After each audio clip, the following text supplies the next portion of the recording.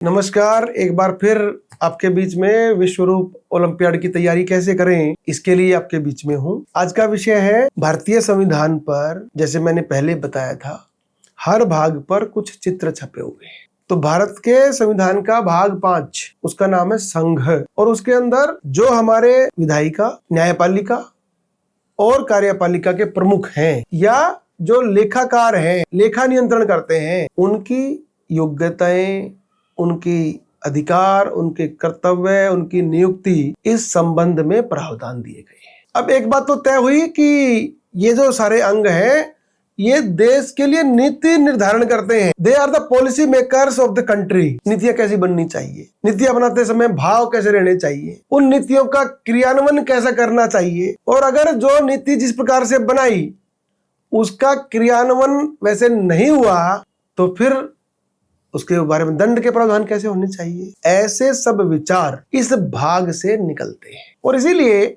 जो संविधान निर्माता थे, उन्होंने बड़ी दूरदृष्टिता के साथ संविधान के इस भाग पर महात्मा बुद्ध का फोटो छापा। उस फोटो में महात्मा बुद्ध अपने शिष्यों को ज्ञान दे रहे हैं, उनकी जिज्ञासा शांत कर रहे हैं कि व्यक्ति को किस प्रकार का आचार, किस प्रकार का विचार, किस प्रकार का व्यवहार करना चाहिए, समाज में उसको अपने आप को कैसे प्रदर्शित करना चाहिए। तो महात्मा बुद्ध का फोटो वहां छपा हुआ है। अब जब हम महात्मा बुद्ध के फोटो की बात करते हैं तो महात्मा बुद्ध के मूल विचार को भी समझना पड़ेगा। तो हमारी भारतीय संसद के 3 अंग हैं, महात्मा बुद्ध के विचार भी 3 ही हैं। वो 3 विचार हैं, उनको बौद्ध धर्म के हम रत्न मानते हैं। 3 basic principle of the Buddhism, और वो है बुद्धम शरणम गच्छामि, संघम शरणम गच्छामि, धर्मम शरणम गच्छामि। मतलब बुद्ध की शरण में जाओ, संघ की शरण में जाओ और धर्म की शरण में जाओ। तो बुद्ध, संघ और धम्म, ये 3 मुख्य शब्द हैं जिनसे बौद्ध धर्म के आचार विचार को समझना होता है। हमारी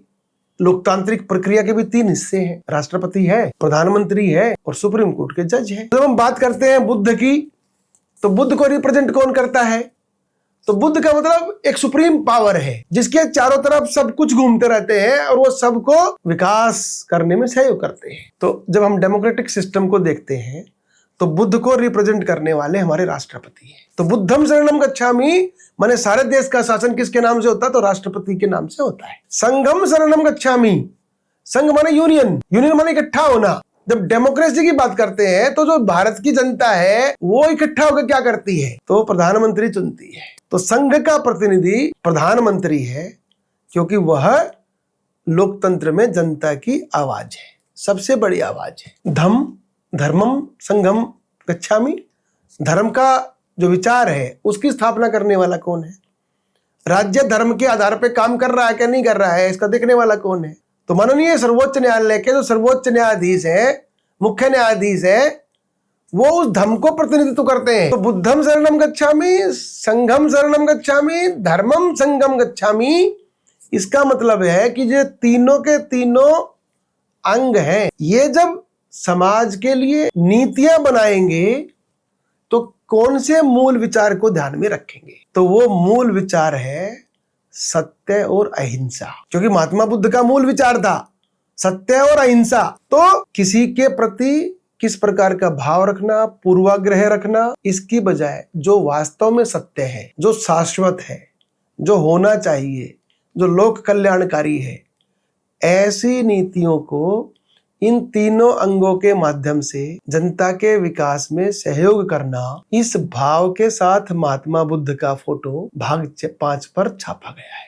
इसलिए हर नागरिक का ये कर्तव्य है कि वो महात्मा बुद्ध के 3 विचारों के बारे में जाने, और केवल जाने नहीं तो कैसे उसको हम अपने ऊपर इम्प्लीमेंट कर सकते हैं, कैसे अपने घर में, कैसे अपने व्यापार में, कैसे अपनी पढ़ाई में सत्य और अहिंसा को प्राथमिकता देते हुए इस देश को परम वैभव पर ले जाने की हम कल्पना को साकार कर सकते हैं। इस भाव के साथ भाग 5 है।